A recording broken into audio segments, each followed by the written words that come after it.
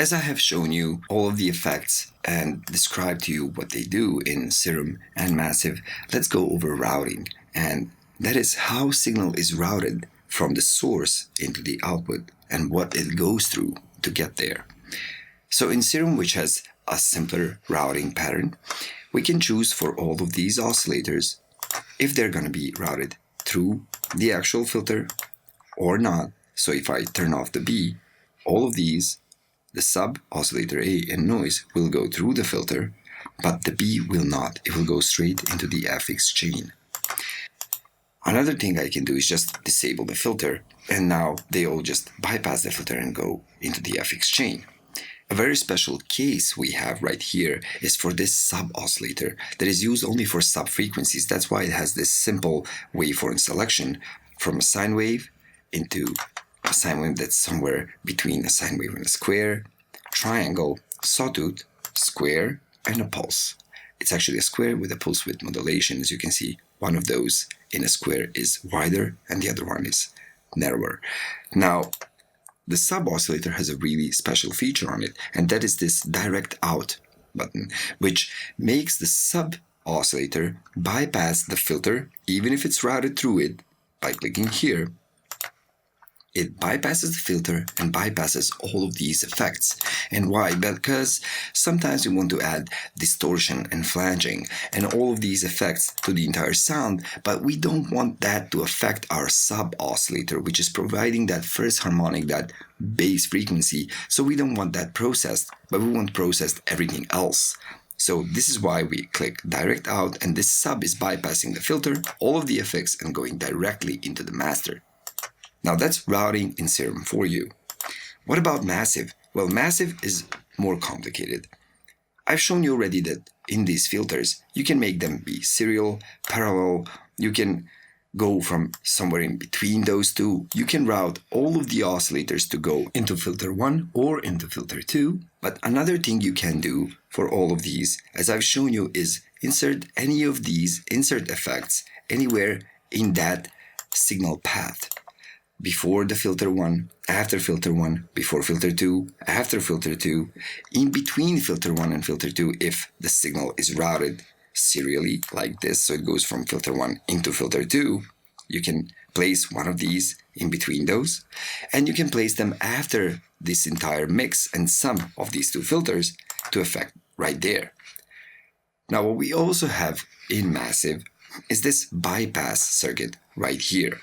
So what we can do is make one of these oscillators, oscillator 1, 2, 3, or noise, bypass the filters and all of these FX if we want to. So we can say that, let's say oscillator 2 bypasses all of these because it's not volumed up, so the amp on it is all the way down, it's not being sent to any of the filters. I can just enable and pull this fader up on the bypass circuit, and it will send this oscillator 2 directly into FX1, or FX2 bypassing FX1, or into the EQ bypassing both of the FX slots right here. So in this sense, the oscillator 2 will not be affected by the filters or any of the effects right here, only the EQ, if it is actually enabled, of course. So we can use this for the same purpose as we use the direct out on the sub-oscillator of Serum. Or we can use it to not filter one of the oscillators or not affect one of the oscillators with all of these affixes. What we also have is a feedback loop, meaning that we can take that signal that we have produced with filters and bring it back into this feedback, which acts as an oscillator. So we are actually bringing back that signal and we are sending it again back into filter 1, filter 2, and then it's being sent back again and back again and back again. We can also place one of these inserts in that feedback loop too. So we can take that feedback signal after filter 1, after filter 2, after both of the filters, after the mix of course, and these inserts, as you can see on this graph, or we can take it after the amp, right here, after the amplitude and the panning has already affected the signal, and send it back into this feedback module right here, from where we can send it to filter 1, filter 2, and we can manage its amplitude right there.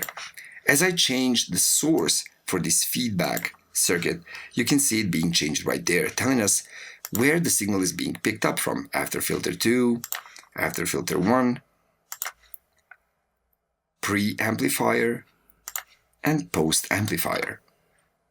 So that's routing for you. We can actually bypass the effects and everything by using this bypass function, and we can also feedback the copy of the signal that we produced back into the circuit once more. So let's hear this bypass action. So if it's bypassed, this oscillator should be heard right here, even if they're all down. So once I pull this down, nothing, no sound. Let's see that.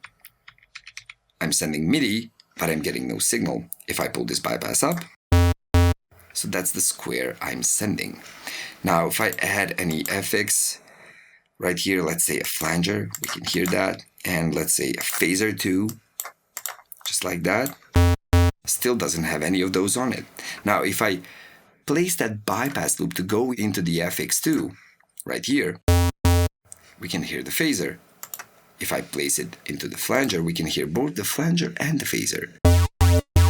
Just like that. If I place it in the EQ, it bypasses these two and just goes into the EQ, which is, at the moment, inactive. So that's bypassing for you. Now, let's turn off the bypass and see about this feedback.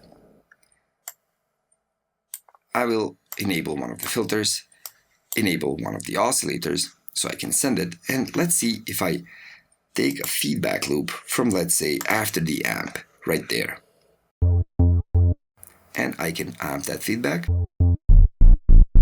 So you see, I'm adding that same signal again and again and again, and it's being filtered again and again. So I'm getting a loud, really loud signal because it's being re-added and multiplied.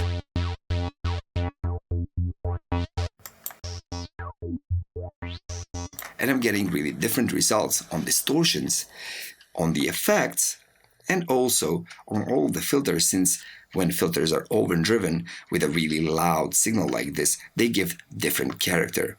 So you can use this feedback loop to produce some interesting effects when, let's say, adding this simple delay right here into that feedback loop.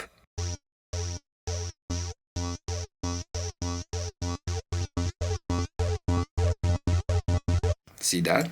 If I add distortion on it,